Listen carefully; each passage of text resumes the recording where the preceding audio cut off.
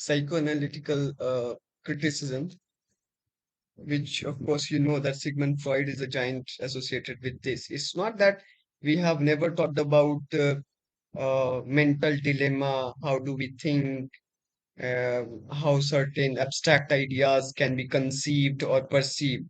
It was there since the rise of philosophy itself. If you will look at the philosophers such as Descartes, Descartes is saying that I think, therefore I am. He was trying to found or he was trying to find a foundation of every knowledge, foundation of epistemology. How can we prove that we exist? What is the basis on which we can say this world exists? The things around us can be perceived. So John Locke, as you know, that he talked about this concept of tabula rasa, that our brain or mind is a kind of tabula rasa, and with experience we tabula rasa means it's a blank slate, and with experience we fill that blank slate. With the time after our birth, we come to know about language, people, society. That's how we fill that slate, that blank slate. In the same way, Descartes will say that because I can think that I am existing, that is the only way to prove that I exist. My brain is there, and from my brain I can perceive or I can think that my body is there. I'm living in a society. Many things are around me, environmental thing or nature, everything is around me. So because I can think, which is again a kind of abstract idea, and there he will talk about the duality of mind and body. Brain is the physical object, and mind is the kind of abstract thing inside that brain. Okay, so brain is physical aspect. Our body is physical aspect based, which is made up of bone and flesh, and the mind, which can think, okay, is a kind of abstract idea. And because I can think that I am existing in this world, that is the only way to prove that this world exists. That's how Descartes said that cogito ergo sum, I think, therefore I am. Now, Sigmund Freud will give these kind of abstract idea a kind of concrete shape by analyzing the dream pattern, by talking about many different concepts. Okay, so we will be discussing about those concepts. So psychoanalytic criticism, this criticism builds on Freudian and Jungian theories of psychology. Okay, Carl Jung as well as Freud, these are the two giants associated with psychoanalytic criticism. About Carl Jung, I have already talked while I was dealing with new criticism. So we will talk about Freud. But before that, Harold Bloom is also one of the thinker who is associated with deconstruction as well as Yale critique as well as psychoanalytic criticism, also with reader response and other theories. So he was a kind of person who is linked with many of the criticism and theories. Then Carl Jung is there, Eric Fromm, Charles Maron, Andre Green. These are also the important thinkers associated with psychoanalytic criticism. Now, why I'm telling you, because they can ask you that which person is not, who is not considered to be one of the thinker associated with psychoanalytic criticism. So these names will become important at that time. Of course, they won't ask you in deep questions from these authors, but then you can remember it. So, psychoanalysis, Sigmund Freud asserted that people's behavior is affected by their unconscious desires, fears, needs, and conflicts of which they are unaware. So, obviously, we'll talk about conscious, subconscious, unconscious states. We will talk about fear. I will give you the list of terms associated with Sigmund Freud. So, he believed that our unconsciousness is influenced by childhood events, which he called regression depression. I will come to that. Freud organized these events into a developmental stage involving relationship with patterns, drives of desires, and pleasure, where children focus. Okay, so simply he will talk about id, ego, superego. He will talk about Oedipal complex. He will talk about different stages, pre-Oedipal stages. Okay, other thinkers associated with psychoanalysis where Lacan, obviously Lacan is one of the figure associated with not only psychoanalysis but other theories also. Julia Kristeva, again a feminist as well as psychoanalysis thinker. Slavoj Zizek, Zizek is very contemporary kind of figure, but he is also associated with this. Susan Isaacs. Now, Slovian psychoanalytic philosopher Slavoj Zizek claims that psychoanalysis remains relevant in our times also. It's not that it has been disappeared after certain point of time. It is still there. So see, you can see nowadays that people are again talking about psychoanalysis, especially with many of these suicide that happened in the last couple of years, committed by some actors. Some cricketers are suffering from mental dilemma and all. So the relevant of the psychoanalytic philosophy is still there. Criticism is still there. The positing of an unconscious as the ultimate source and explanation of human thought and behavior represented radical disruption of mainstream of Western thought, since Aristotle had held that man was essentially a rational being, capable of making free choices in the spheres of intellection and morality. So he was talking about the free being. Then some people will come, they will say that no, we do not have any free will. We are actually somehow bounded by this societal thing. So this conflict you will see when you will talk about the psychoanalysis, criticism, and theory. Now, Freud's, these are important books written by Freud on aphasia, studies on hysteria. We'll talk about hysteria also. The interpretation of dream, very important work. The psychopathology of everyday life, jokes and their relation to unconscious. Three essays on the theory of sexuality, totem and taboo. Beyond the pleasure principle, this is also important. The ego and the id, again important work. Civilization and its discontent, this is also important work.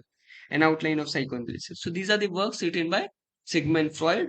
This is very factual thing that I'm saying you right now. You can write it down later. Now, let us come back to the terms related to Freud. Now, these terms are important. They can either ask you to explain it, or mostly they are asking you to explain these terms with confusing four different options. So, the first term is regression, then we have repression, transference, projection, hysteria, sublimation. So, we will talk about these terms one by. So, first one, as you can see, is regression, but I will begin with hysteria. Now, hysteria is a state which is related to sleepwalking. Let's say, for example, shaking of nervous system when you are depressed, or when you are shocked, when you are scared. Then there will be a shaking of nervous system. You are shivering, something like that. These are all part of hysteria. Hysteria is considered to be a disease, a disorder. Sleepwalking is also part of hysteria. Forgetting of things or incidents, this is also hysteria. You are forgetting continuously everything. Habit of misplacing object. Okay, so you have to place a pen in your pocket and you are placing it somewhere else, and then you are forgetting where you have placed. These are all part of hysteria. Hysteria is a kind of disorder. Okay, now hysteria patients, they have, these are the symptoms like I have said. Uh, they will forget many important things. They will sometime they will also go through hallucinations. Okay, mistake of eyes and mind. They will see something which is actually not existing. So illusion, disillusion, these are all the things. And now see what will be the consequence of hysteria. It has a very critical role to play. It's not that you are only suffering from sleepwalking or pain or forgetting of things and all. This will ultimately lead to loss of speech also, loss of feeling. So this is very critical issue. Okay. So this is hysteria. Now, see what happens is that what Freud said, that painful things that happened in our past. That's why we started to read about trauma studies, now. That people who suffered during the World War, during the Holocaust, during the Indian partition, they have traumatic experiences from which they still are not able to come out. They, whenever they see something like that, even if it is a movie, they got scared. They start crying, or they suffer from paralysis, something like that. So hysteria, I mean, we have these painful things which are transformed or transferred from conscious to unconscious. Okay, the traumatic experience of the people who suffered in the partition, who got killed. I mean, let's say, for example, a person saw his whole family has been brutally murdered during partition. So that incident, that horrible incident, somehow went into his unconscious part. He's living a normal life. But whenever he sees something like that happening, that incident will come again back to his conscious part and he will feel quite dejected, disillusioned. He will try to commit suicide, something like that. Okay, so negative or painful incident do come to our conscious part sometimes. This is what Freud will say. This is one of the very major ideas. We never thought that way before Freud said this, that those things that happened in the past can come back to haunt us. Okay, so this is hysteria. Then we have regression. Regression is going back or kind of retreat. If you remember, the retreat is a poem by a metaphysical poet. I'm forgetting the name. What is his name? The retreat? Henry Waugh. Okay, Henry Waugh. Uh, so he wrote this poem retreat. So we have this unusual habit whenever we face difficulty in our life, we want to go back to our child. Okay, I don't know about you. This happens with me when I'm very depressed or I'm not feeling well. I think that our childhood days were very good. Why we have become older now. Okay, so when a child passes from the stages of development, and if his or her development is not getting according to his or her age, okay, he has some painful experience, his development is not going as per the age. For example, he is 10 years old but he's behaving like a 5-year kid, then that person will be not physically or psychologically fit. You will see that a person who is, let's say, 30-year-old, he's behaving like a 10-year-old kid. So the person tries to go back to his happy past. That's why he retreated himself in a very happy past instead of living in the present. This is also a disorder, regression, going back to a happy past. Let's say a person who is 30-year-old, he has a very wonderful life during 12-year-old. So he will automatically, his brain and his mental condition will shift to that 12-year-old child and he will behave like a child for the rest of the life. He will never grow up. He will grow up by age only, but not by mind. Okay? So regression, it's a kind of retreat, going back to the childhood days. Okay? This is regression. Uh, then we have the next idea, that is repression. Repression is a way of dealing with painful or unsociable desires. You have desires which you cannot disclose in front of the society because you know you have grown up. You know that you cannot talk about sexuality in open. You cannot talk about your, let's say, boyfriend or girlfriend to your parents. Okay, directly. Okay, this happens. So, a way of dealing with painful or unsociable desires, they are relocated in unconscious. Some of those desires later on, um, you will find that will be subdued somewhere in the unconscious part. For instance, someone has liked his or her childhood friend or a classmate, but he or she was never able to disclose that thing, and their school life went over. So that desire will will be displaced into the unconscious part of that person, where they indirectly continue to influence daily life and dreams. Okay, that will indirectly influence him. So he or she will feel as if they have missed the opportunity. Whenever they will think about that incident, they will feel regretted, sometime remorseful. So these are the things that will happen. Okay, this is repression, a way of dealing with painful or unsociable desires. Then the next term is transference, the emotional relationship formed between the patient and the analyst. Okay, let's say Freud is a kind of psychoanalytic critic or doctor, and a patient come to him. So there is a relationship they will start to share a relationship, because it's not a normal doctor who will just check you and give you some medicine or give you do some test. The psychoanalytic or kind of doctor, they will, you will see that these doctors actually try to go into your mind, so you will feel a kind of communion with such doctors. Okay, so sometimes patient starts to fall in love with the analyst or with the doctor itself. So this transference of relationship is what he termed as transference. Okay, when a patient starts to fall in love with the doctor, kind of. Then we have sublimation. I will talk about this later. Id ego, super ego is also there. Preconscious, unconscious. The conscious is the one part of the mind where we are thinking everything. Kind of, it's always there. Okay, we can reveal those thoughts. Unconscious is something which is subdued. It will come to conscious part only when it will see something like that. Okay, it's something, it's a desire which is somehow suppressed somewhere in the unconscious part. And then we have pre-conscious, then id, ego, super ego, then we have pre-oedipal stages.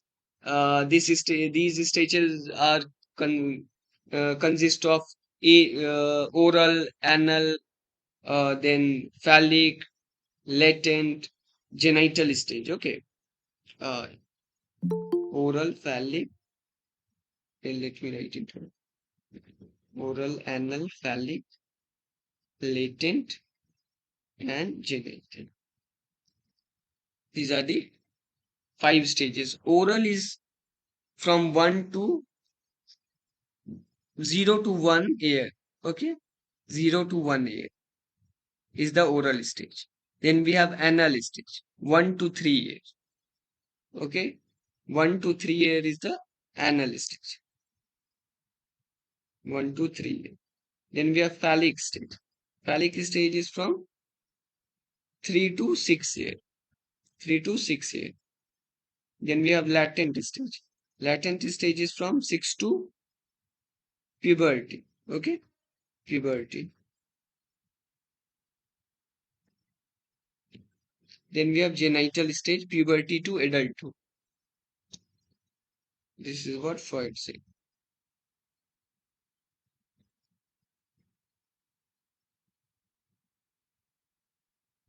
The nodipal stages, I will talk about this: castration, complex, dream work.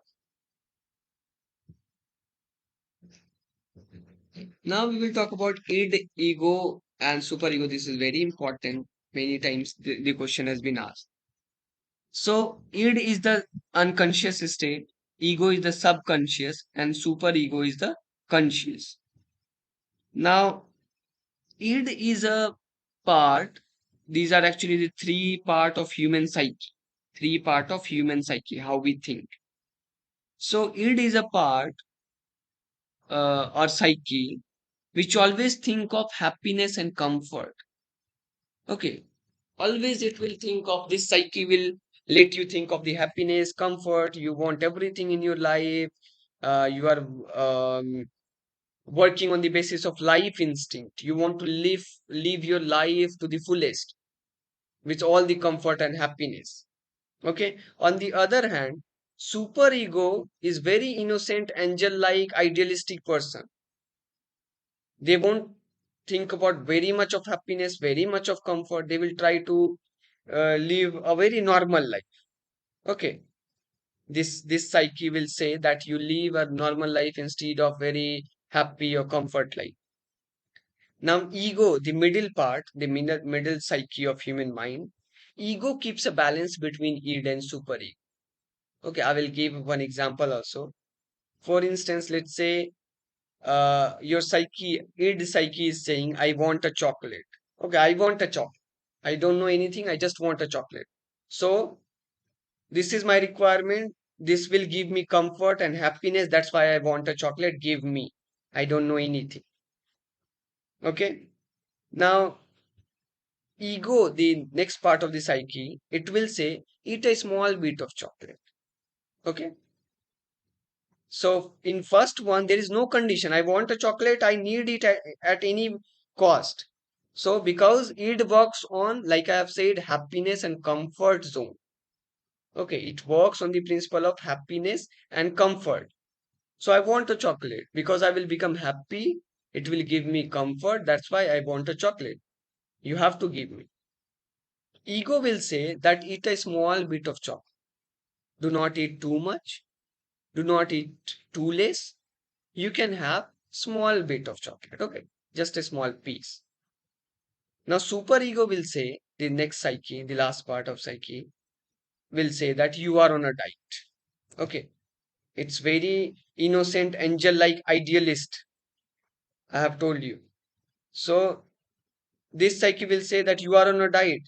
You cannot eat chocolate. So, like I have said, that ego keeps a balance between id and superego. On the one hand, id is saying, I want a chocolate. On the other hand, superego is saying, you are on a diet. That means I will never give you chocolate. Id is saying, I want a chocolate. I need it at any cost. Now, ego, because it creates a balance between them, ego will say, okay, you cannot have full chocolate. Also, it's not that I am stopping you to eat a chocolate. I will give a small piece. Okay, so remember this like that. It will, you will be able to remember it for a longer period of time. Now, id is amoral, asocial, because it always thinks of happiness and comfort. It doesn't care about the society and all. So it's like children behaving in the public sphere. They will say anything, they will say sometime abusive word, or they will cry, they will do as per their wish. So it's amoral, asocial. It works on pleasure principle. Okay. When you're talking about happiness and comfort, it's automatically associated with pleasure principle. No? You want pleasure in your life. It's self-centered. You want it, you want the chocolate. You know nothing how it will come. You just want it. So it's self-centered, selfish kind of thing. It is also unknown because it's unconscious. Always think of happiness and comfort, I have told you. Reservoir of libido, life instinct. When you're talking about happiness and comfort, obviously you are working on your life instinct. Okay.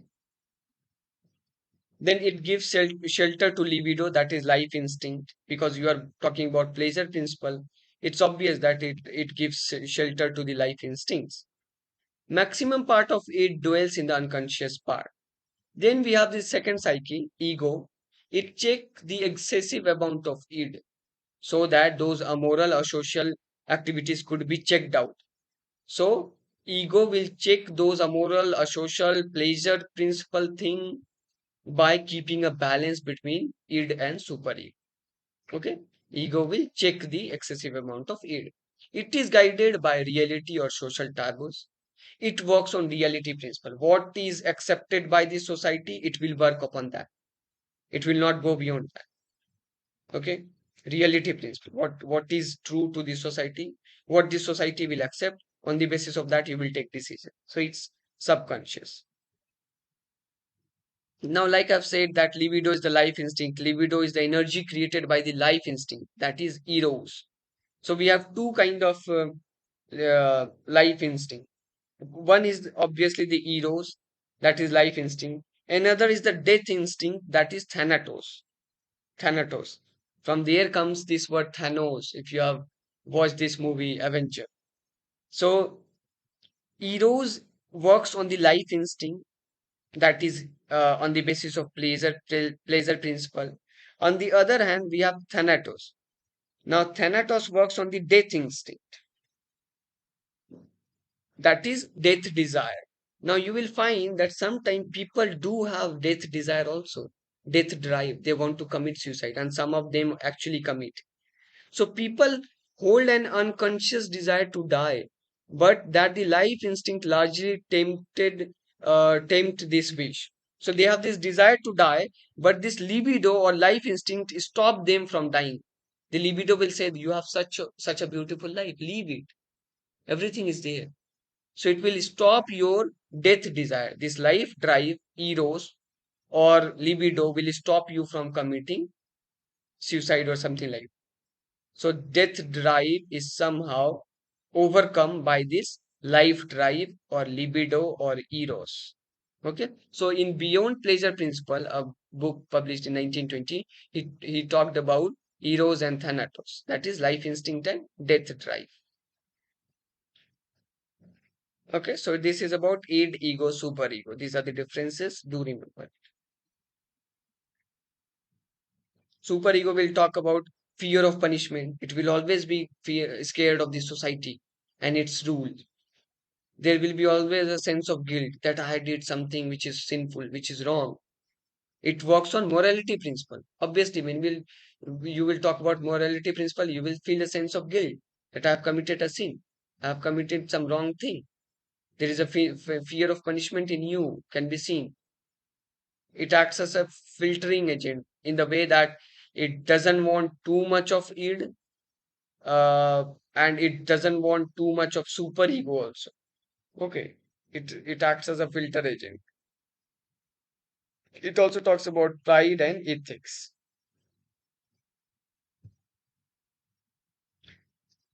Now then, before we go to this, we will talk about this Oedipus complex.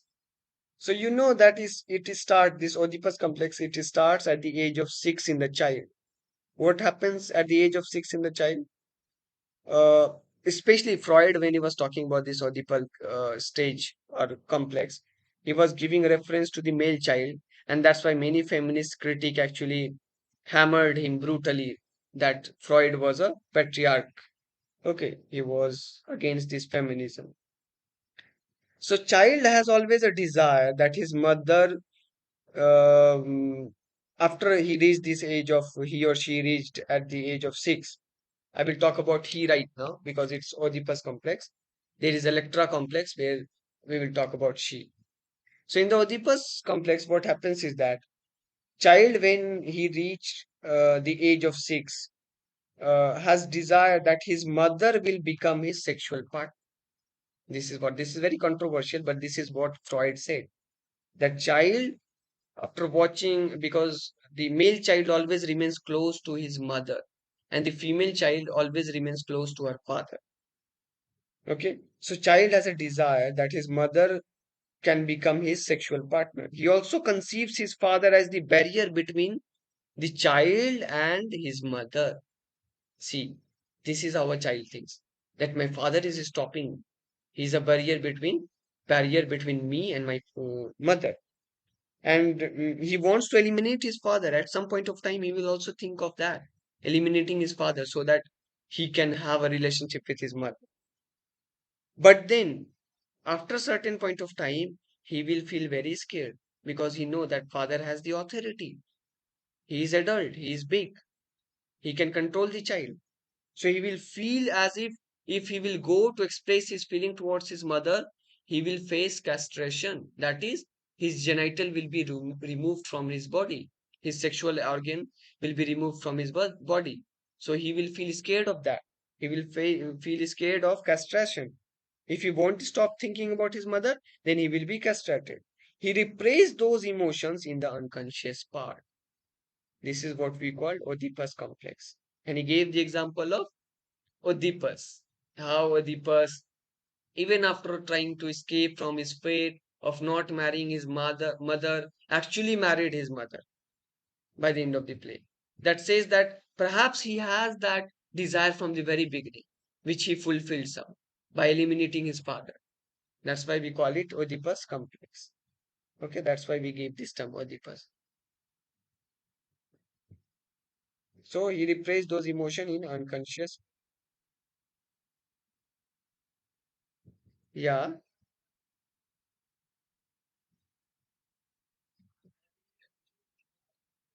but Sir, Oedipus did not know that. Yeah, exactly. He didn't know. Yes, sir. I'm saying that Oedipus But did not then, know that by it that was, time, when Oedipus play has been he did written, not know that who have actually he married to his or who mother. Have had this idea of It psychoanalysis may by not that be said time? That it was his desire. Only with the rise of this psychoanalytical criticism, people started to think this way also, that things can be other way around also, because Oedipus have had this feeling towards his mother. So he, because of this fear of his father, he repressed those desires into the unconscious part, and those desires were coming back to him again and again. That's why he committed all these things. Who knows? Something was going on in his mind. This is very abstract idea. This is very psychological. It's someone's mind that you cannot read. That's how people started to interpret many texts. So, for example, if you remember Story of an Hour written by Kate Chopin, what happened in that story? It's a very beautiful short story. What happened? Have you, any one of you have read that story, Story of an Hour by Kate Chopin? In that story, there is a lady who is there in a house, and a news will come that his husband is dead. Okay, in an accident. So she will feel shocked all of a sudden. She will go to the first floor, she will open the door, then she will close the door, she will uh, sit inside the room. She will start crying initially. She is shocked, she is crying, she is lamenting at the death of her husband. But after some point of time, she will open the window. She will wipe out her tears. She will look at outside world as if she is feeling happy from inside. Okay, and then she will come downstairs. Someone will come and knock at the door. She will come downstairs with that person who is knocking at the door. And when she is coming downstairs, walking through the stairs, she will watch that her husband is alive in front of him, in front of her. Okay, he is alive. Actually, someone has misinformed that her husband is dead. He was not dead. He escaped that accident somehow. So he is alive and in front of her. The moment she will look at her husband, she will suffer from heart attack and she will die instant. Now, what could be the psychoanalytical reading of this text? So people have interpreted it that because that time the society was patriarchal, this lady was very much, she was not happy with her married life. She was somehow suffering in that marriage, and when she come to know about that her husband is dead, she feels a sense of freedom. That opening of window and looking outside the world is referring to her sense of freedom. She's feeling happy now that she's free from this marriage. She has no more someone controlling.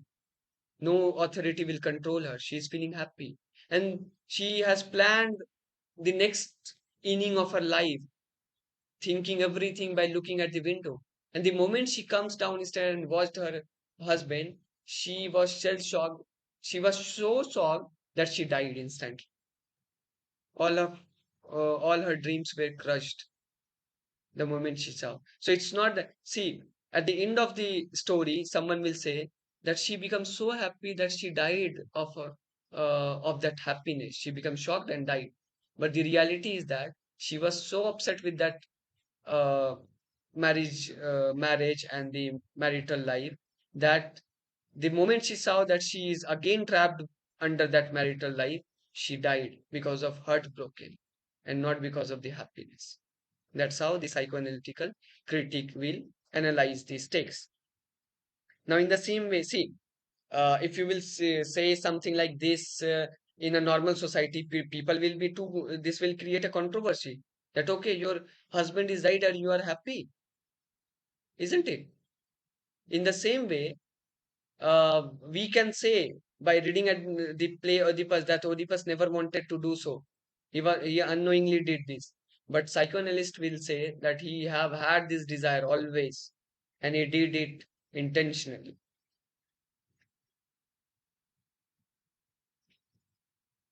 So this is Oedipus complex.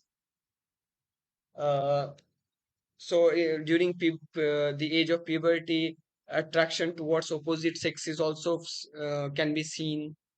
It start to happen when we are in school or somewhere like that.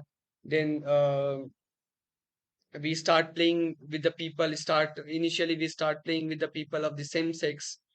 Then we start to play people with the opposite sex. Okay. uh, so that's how the thing goes on.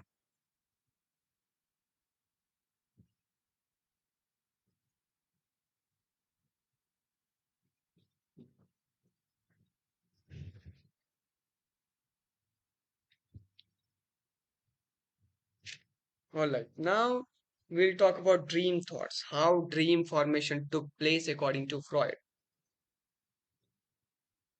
Now, what was the initial idea of dream? If we will talk about the religious ideas associated with dream. So, religion, in the religion concept, the religion concept of dream was that what we see in dream will happen in future. Okay. So, people, a father from church or any preacher of the religion, they will say that, oh, you have seen this dream? That means it will happen in your future. But what the psychoanalysts say, that something which is already happening or happened in the past will come in the dream, which is totally opposite of the religious view. So Freud will say that dream is a kind of transference from unconscious, it will come to conscious part or subconscious part when you are sleeping. Sometimes the repressed emotion transferred from unconscious to conscious part. Okay. One of the example of this is that when repressed emotion, for instance, you have a sexual attraction towards an opposite sex, okay, and you are not able to show your emotion or desires to him or her, so that desire has been repressed somewhere in the unconscious part, that actually manifest in your dream. That's how the nightfall occurs. Okay. So if in childhood child has become the victim of seduction or child abuse, that is also painful, that will those painful incident will be again repressed. Now Freud will say that there is a latent dream content which is there in your unconscious part. Okay. Latent dream content which is there in your unconscious part. Then two things will take place, either condensation or displacement. Okay, so from unconscious part, this latent dream content will come to the conscious part, that is manifest dream content, the dream that you see, via two processes. Okay, via two process. First is condensation, another is displacement. Try to understand. Latent dream content is there in your unconscious part. When you sleep and you see a dream, it comes to your conscious part, that is those unconscious or latent dream content has come to your manifest dream content. Okay, because now you are watching that dream. Okay, from unconscious part, the or the things that were repressed, the desires which were repressed in the unconscious part, it has come to your conscious part now through two process, via two process. One is condensation, second is displacement. Now, what is this condensation or displacement? Condensation is that many elements are compressed in single unit. For example, two, three incidents that had happened in your past has been somehow compressed in one form. Okay. And it comes to your conscious part. Then your dream will be different. For example, uh, I have seen a dream in which I have seen a letter L. I can remember this is how Freud interpreted one of the dream seen by his patient. So when he said that, what is the dream that you say you see? What are the things that you can remember? The patient said that I can remember L, a letter L. The next thing that I can remember is the arm, a human arm. Okay, arm, human arm, related to our body part. The next thing that I can remember is the letter K, and the next thing that I can remember is the lock that we open with the key. Now, Freud interpreted, he said that these are two, three, or four elements compressed together, okay, via condensation. Condensation or compression or addition, two, three things are added together.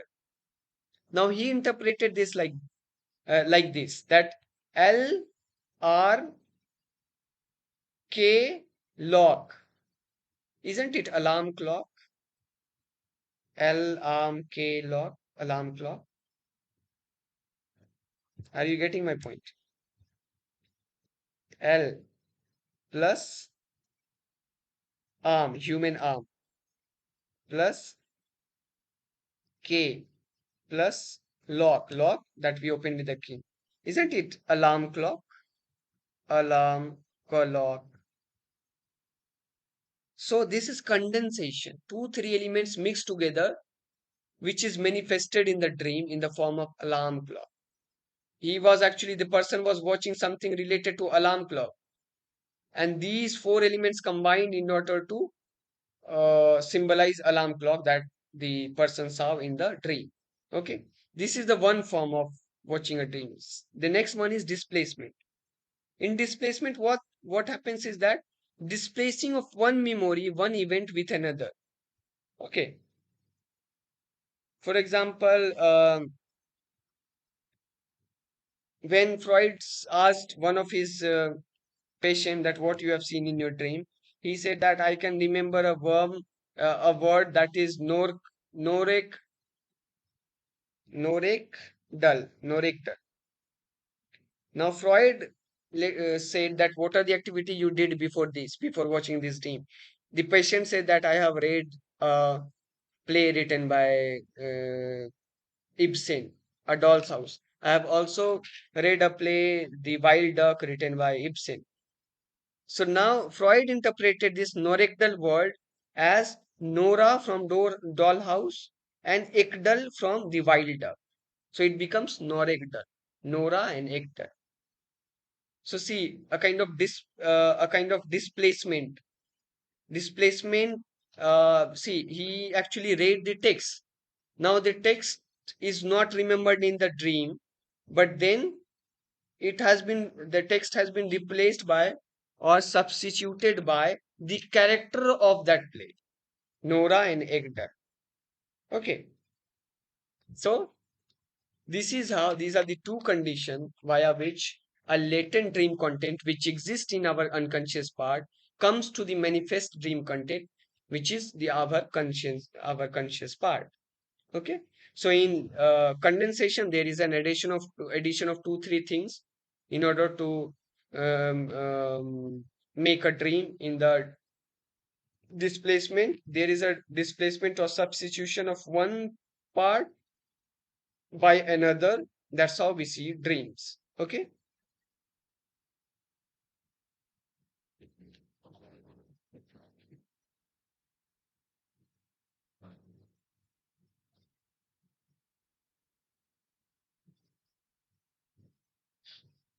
Hmm. Then we have next term related to Freud is that of projection. Projection is what? When you are projecting is actually blame on someone else. When you are blaming someone else for your failure. Okay, tendency to hide our own flaws. Okay, some mistake is committed by me. Let's say I have committed a mistake, but instead of saying that okay, I have accepting that I have committed that sin or I have committed that mistake, I am blaming someone else. That this is what we call projecting your flaws to towards someone others. Okay, projecting your flaw to others. You are making responsible others for your own flaws. Okay, this is what we call projection, projecting the negative aspect. We when we put our negative aspect on other and hiding our own negative points. Then the next term is sublimation. Sublimation is we repress our bad desires, black desires in our unconscious part. We repress it to do something noble work. Now see, sometimes it happens that we repress our bad or black desires. It's not that all the bad and black desires will always lead to your failure. It's not that. Sometimes it also lead to a good thing. Okay. It will make you a good personality in future. So when we repress our bad desires to do some noble work, do, let's say, if I'm preparing for uh, some competitive exam, and at the same time I'm drinking, I'm smoking, I have this sexual urgency, I'm not able to focus those things, my study, then what I will do, I will depress these all bad and dark desire into my unconscious part, and I will start studying. So I'm doing this for a noble cause. Okay. So the best example of this sublimation is suppressing of this sexual desire in order to elevate ourselves to become a religious person or become a good person in future. This is sublimation. And there is also a term scopophilia. Scopophilia is related to desiring gaze. When you have a gaze which is associated with sexual desire and all. Okay. Or when we show ads with cigar, Coca-Cola, or with a lady, most of the ads you will see will feature the lady actress particularly. So it's a kind of desiring gaze. Okay, the people who are the producer who are making those ad, they they are showing women as something desirable, a sexual object. Objectification is taking place. Okay, this is what Laura Mulvey will later say in her visual pleasure and narrative. I'm forgetting the title of that work. So she will talk about this gaze thing in her book.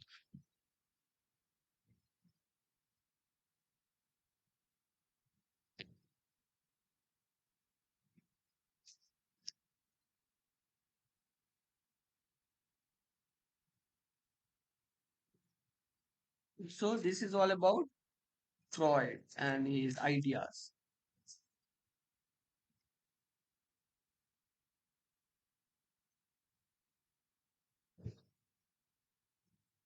With that, we will move on to Lacan. Lacan is very famous for his three stages, especially in particular. His works are Ecritis, collection of essays, then feminine sexuality, and four fundamental concepts of psychoanalysis. So he became a member of SPP. He was working well there. He developed many of the newer ideas associated with psychoanalysis. He also gave this term return to Freud. But then, because his lectures were so irregular and very time taking, he doesn't care for routine or time. That's why he has been removed from SPP later on in 1962. He was eventually banned in 1962 from SPP for his unorthodox views on the calling and practice of psychoanalysis.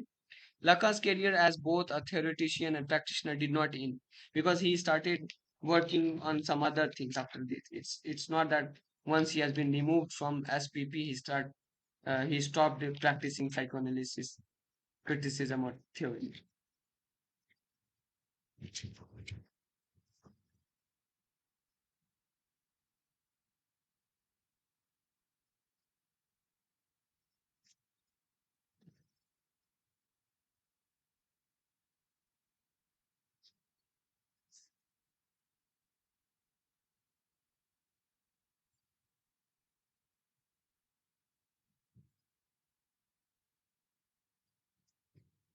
So his three stages are very important. Lacan's three stages.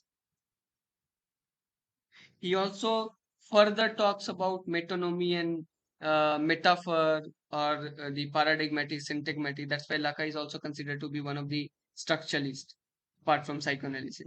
So Lacan's article, The Mirror Stage as Formative of I, lays out the parameter of a doctrine that he never foresaw, and which has subsequently become something of a post-structuralist mantra, namely that human identity is decentered. Okay, so decentering will take place in the post-structuralism. The key observation of Lacan's essay concerns the behavior of infants between the ages of 6 and 18 months. At this age, Lacan notes, children become capable of recognizing their mirror image. For Lacan, I mean, this is the mirror stage. For Lacan, we can only explain this jubilation as a testimony to how, in the recognition of its mirror stage, the child is having its first anticipation of itself as a unified and separate individual. For the first time, the child will identify that he is an individual, he is a person. Okay, before that, he will never recognize himself.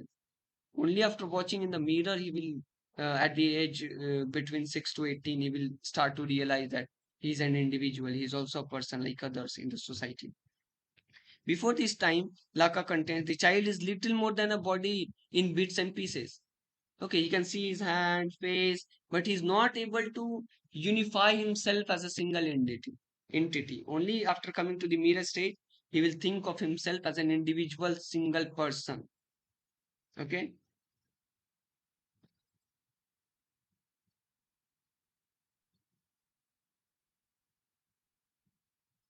these are the three stages. The first is the mirror stage, which is also known as the imaginary order, which is about the development of man's psyche occurs between the times of birth and the first 6 months of the stage. Okay, from the birth 0 to 6 months of the age, the mirror stage. During this stage, man's psyche records the repressed images, dreams, and desires, and understand the surrounding world accordingly. Okay.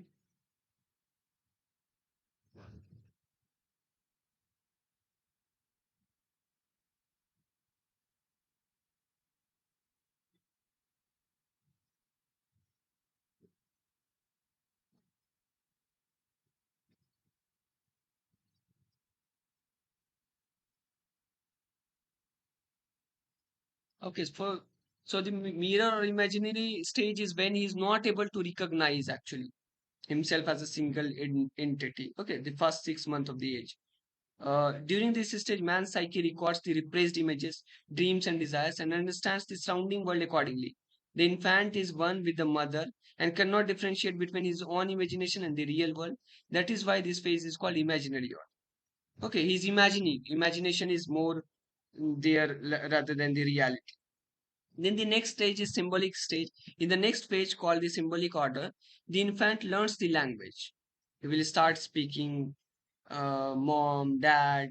He or she will start with this, and later on other bit and pieces of languages.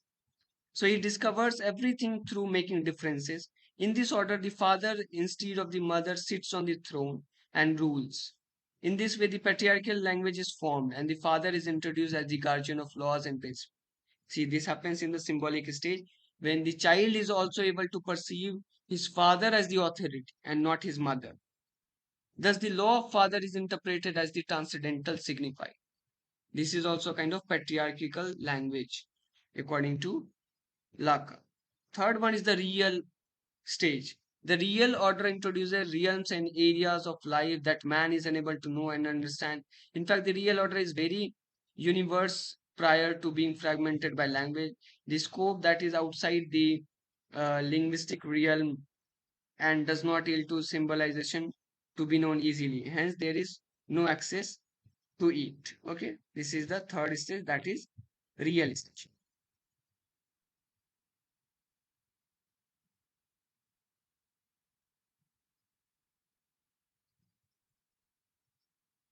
Please also go through this PDF that I have already sent you. I told you the five stages of psychosexual development. That first one is oral stage, 0 to 1 year, then anal stage 1 to 3 year, then phallic stage 3 to 6 year, then 6 to puberty is the latency age, and then the last one is genital stage, puberty to adulthood. Then I have also told you about manifest and latent dream content studies of hysteria.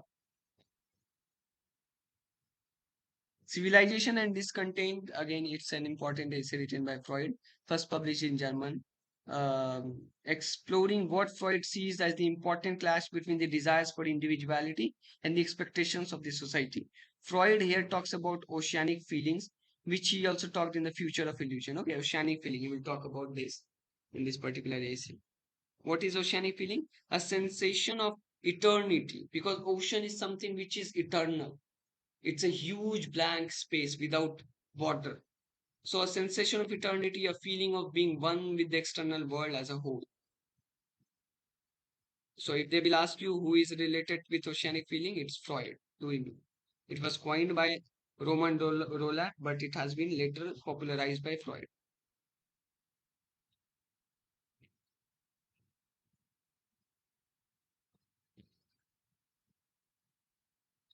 Do read this. Who are the critic, especially the feminist critic who criticized Freud? Okay, Kate Millett, Simone de Beauvoir, Sula Smith, Firestone, all of them will criticize because of his patriarchal notions that he propounded in his box, especially. Okay, so Lacan is known for his these stages.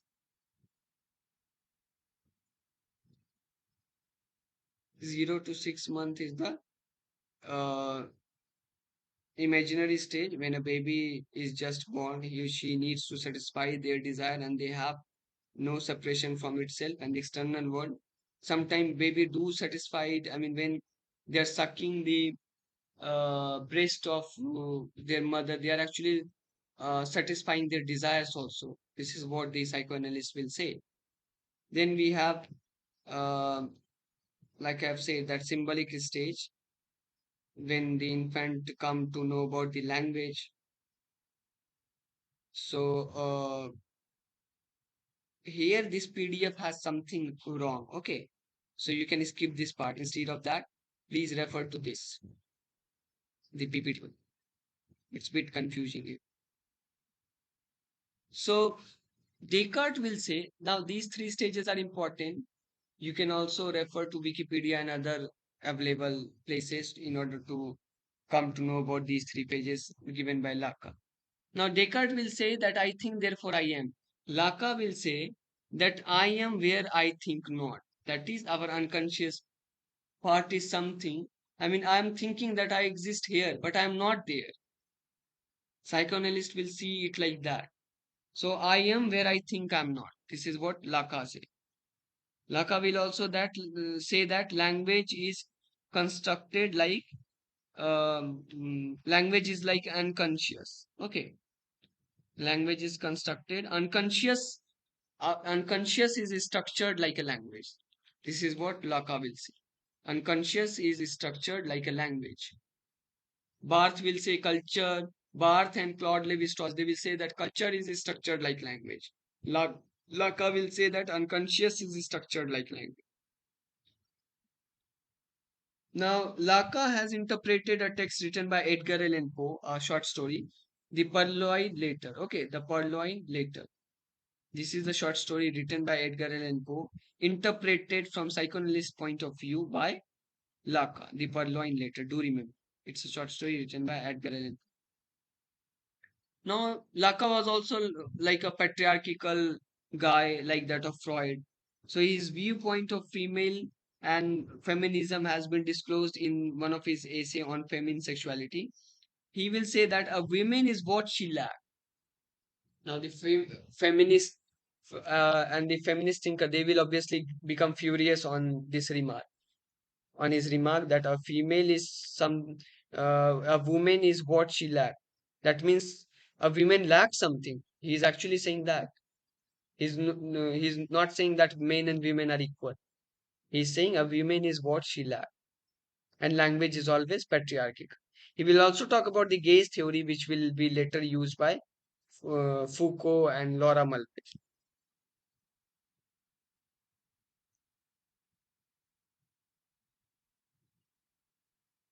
And conscious is structured like language, I told you just now. Interpreted Edgar Allan Poe's Purloined Letter.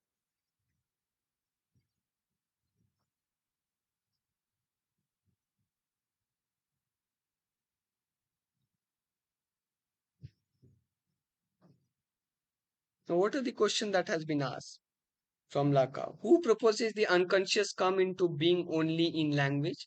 Unconscious is structured like language. I told you, na, this question has been asked in December 2013. So it's Lacan. Next question was in June 2013. Lacan talks about three orders which structure human existence, which is not included by him. So real, symbolic, imaginary, these are the three orders he talked about. In the option, it was written unconscious. So obviously this will be the answer. This is the wrong one. Again, in 2013, there was this question. Which of the psychologists rewrote René Descartes' dictum, I think, therefore I am, to I think where I am not? Okay. Who said this? I just told you, Lacan. So these are the, I mean, they haven't went too deeper when it comes to luck.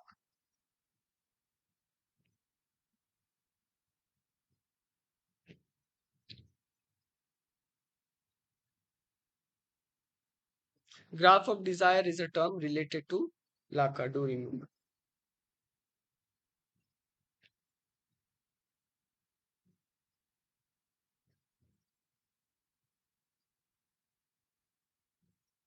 Then we have next thinker is Harold Bloom. He is also considered to be a Yale critic and a person related to psychoanalysis as well as other contemporary post-World War theories.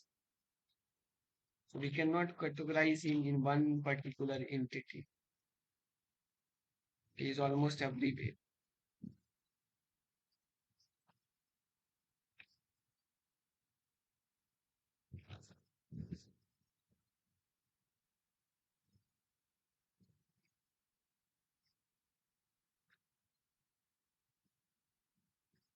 So Harold Bloom was an American literary critic. He was also a student of M.H. Abraham and William K. Wimsett. What are his important work? The first one is Anxiety of Influence. Okay, Anxiety of Influence, very famous book written by him. The subtitle of this work is A Theory of Poetry. Anxiety of Influence, A Theory of Poetry. So, uh, as a boy, he was influenced by Hart Crane's poems. Okay, Hart Crane, the American poet and short story writer, he was influenced by him. And some of the things that you will see in the Anxiety of Influence are actually taken from Hart Crane's poems. Uh, so, in the Anxiety of Influence, he will say that there are strong poets, there are weak poets. So, who are strong poets? A poet who learn from old poets and surpass their skills. Okay, they will learn from the old poets and surpass the skills of the old poet by including some of the new skills. If you remember what T.S. Eliot said, that you need the tradition as well as your individual talent in order to write a beautiful poetry. In the same way, Harold Bloom is saying that you need to learn from old poets and surpass their skills. Only then you will become a strong poet. The one who will not be able to do that will be a weak poet, according to Harold Bloom. So, poets' relationship with the other poets is very important if you want to become a strong poet. Romantic poets were struggling with the influence of the other previous poets because they were somehow trying to cut away from the previous generation. So they faced lots of difficulty. Other works written by Blooms are Map of Misreading, Anxiety of Influence, like I have told you just now, How to Read and Why. Then Poetry and Depression, Revision from Blake to Stevens. Agon is another work. Shakespeare, The Human Invention. The Western Canon is also a work written by him. The Western Canon is a book in which he will talk about 26 writers. Okay, 26 writers. Strong and weak poet, I told you about this just now.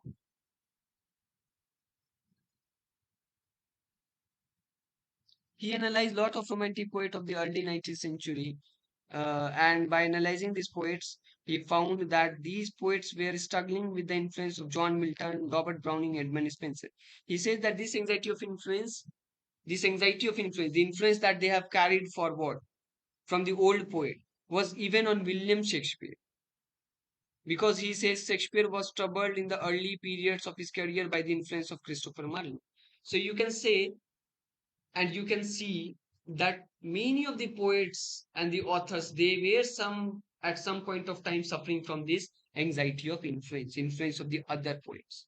Okay, this is very much related to tradition and individual talent written by T.S. Eliot.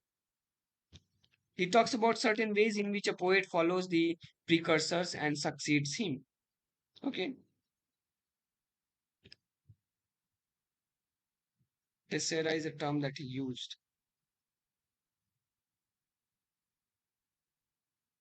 In the anxiety of influence, he will say that six concepts or ways through which a poet makes relation with other poets. Okay, there are six ways in which a poet makes relation to other poets. The first one is tessera, that is synecdoche. The second verse is clinamen. Remember, one time they have asked this question. This is a bit difficult, but if you can make a mnemonic, you can remember it easily. Clinamen is related to irony. Then kenosis is related to metonymy. Daemonization is related to hyperbole. Ascesis is related to metaphor. And apophradesis is related to transsumption. Now, these terms are very critical. This clinamen, kenosis, hard to remember, but you have to remember it. They have asked this one time. So there was this question in this June 2007, which critic propounded the practice of misreading and the concept of a strong and weak poet. I told you just now, a map of misreading is written by Harold Bloom. He also talked about the idea of a strong and weak poet. So it's obviously Harold Bloom. It's very easy. The next question was asked in 2012. The critic published such titles as Anxiety of Influence, Map of Misreading. Very easy. Have given the title of the book. They are asking the name of the author.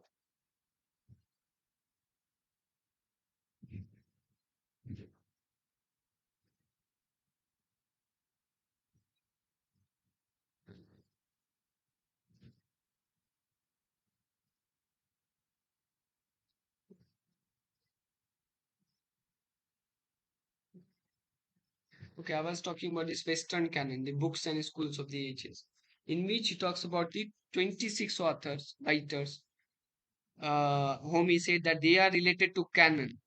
Okay, in these 26 authors, he said that these authors belong to the school of resentment. Okay, so he somehow started a kind of school of resentment, which was a term which that he made famous during 1970s. Okay, school of resentment. So he said that the Western canon included four uh, appendices listing works that Bloom at the time considered canonic. Okay, these 26 authors and their works are considered to be canonical by Bloom. Who were these 26 authors? These are the list: William Shakespeare, Dante, Chaucer, Miguel de Cervantes, Monte, Molière, Milton, Johnson, Goethe, Wordsworth, Austen, Whitman, Dickinson, Dickens, Eliot, Tolstoy, Ibsen, Freud, Proust, Joyce. They have not asked about these authors as of now, but you can have a look. Bloom argues against what he calls the school of resentment. School of resentment is a term which was coined by Bloom to describe related school of literary criticism which have gained prominence in academia since the 1970s and are preoccupied with the political and social activism at the cost of aesthetic values. So these school of resentment, they never appreciated canonical authors. They always were more inclined towards the political and social activism instead of talking about the aesthetic value of literature. That's why he's referring to such people as people who belong to the school of resentment. So this school of resentment was for Marxist critical theory, African American studies, Marxist literary criticism. They said that those people who talk about these things are actually belonging to the school of resentment. So he will also refer to Lacan, Derrida, and Michel Foucault because they also believe in the thought of structuralism and post-structuralism.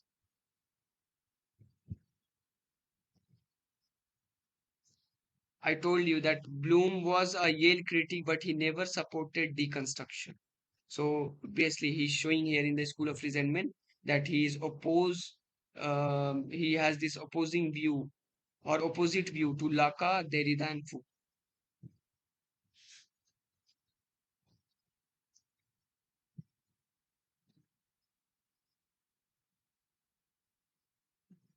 Agon is a work written by him related to Shakespeare, and Shakespeare, The Invention of Human, 1998, is also an important work written by him.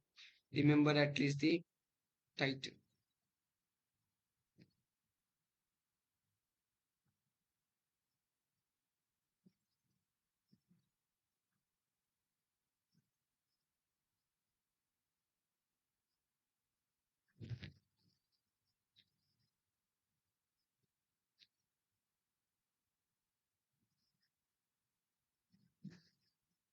Now we will come to Chomsky.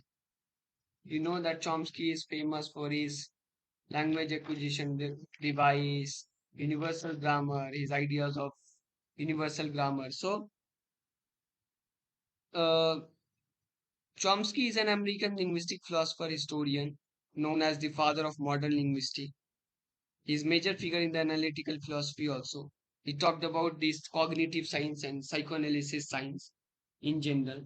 So his before we move on to his work, I will tell you few concepts in order to understand him better. First one is innatist. Innatist means only brain, no environment. There will be no inclusion of environment. We are talking about only brain when we are saying someone is innatist. Someone is an innatist philosopher. We are talking about only brain, only mind, and no environment. Okay. Then there is this innate hypothesis, innateness hypothesis. Innateness hypothesis is a term given by Hilary Putnam. Okay, Putnam. Putnam. Uh, Innateness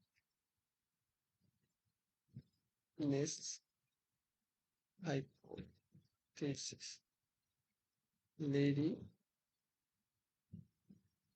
Putnam. Okay. So first work of Chomsky is syntactic structure, which is also written there in the PDF. Here you can see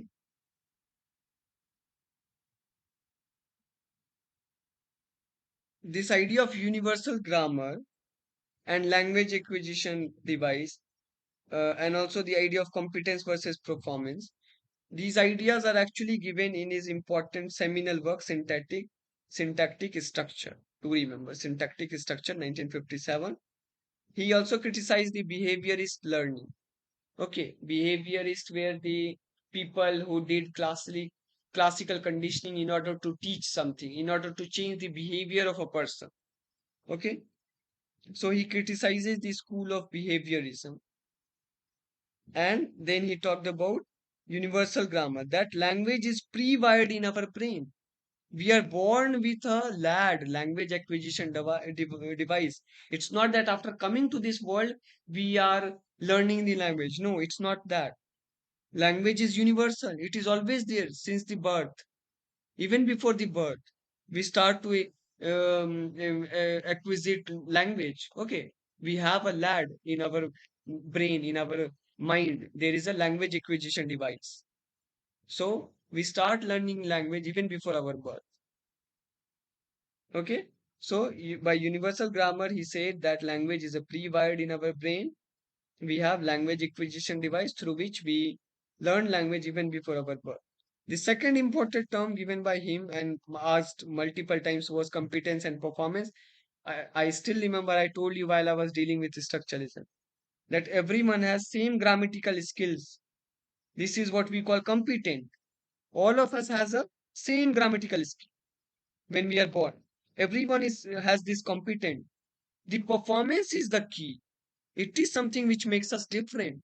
How we perform, how we use that grammatical skill at a particular point of time in a particular context is something which is performance.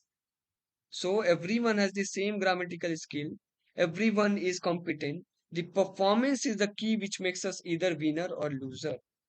Okay, competence is lang according to mm, the term which is given by Ferdinand de Saussure, and performance is parole. I told you while I was dealing with structure.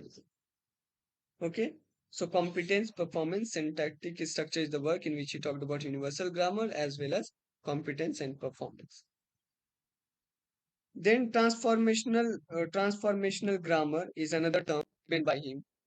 Do remember this transformational grammar.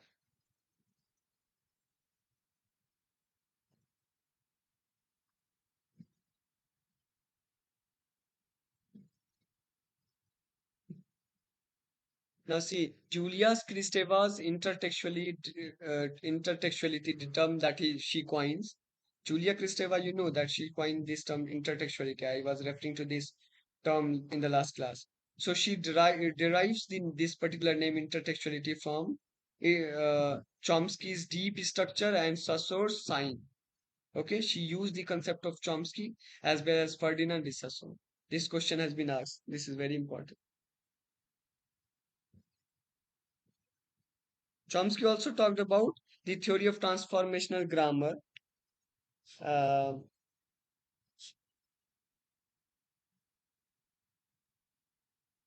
Now, Delheims again, he is also a linguistic. He will criticize Chomsky. Okay, he will use this idea of communicative competence, and he will say that um, there is no such thing as lad or universal grammar.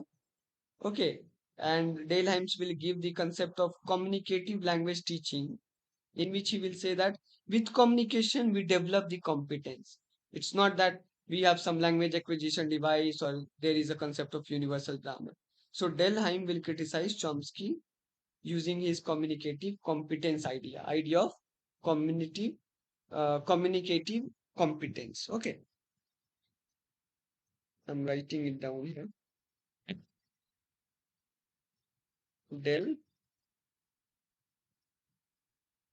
Delheims.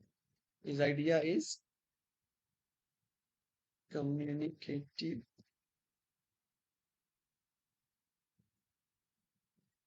competence. He is the practitioner of CLT, communicative language teaching. The next important work written by Chomsky is Aspect of the Theory of Syntax. Aspects of the Theory of Syntax, 1965. Aspects of the Theory of Syntax, 1965. You know that Chomsky is left, he supports left wing politics. He criticizes everyone, even our Prime Minister Narendra Modi.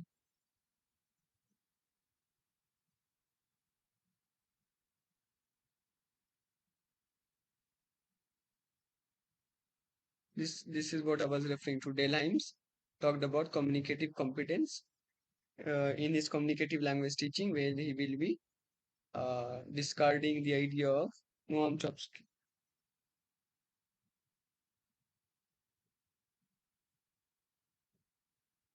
Okay, so this much you need to know about the psychoanalysis. Okay, these are the important thinkers from where they have asked question as of now, and these are the important works and concepts.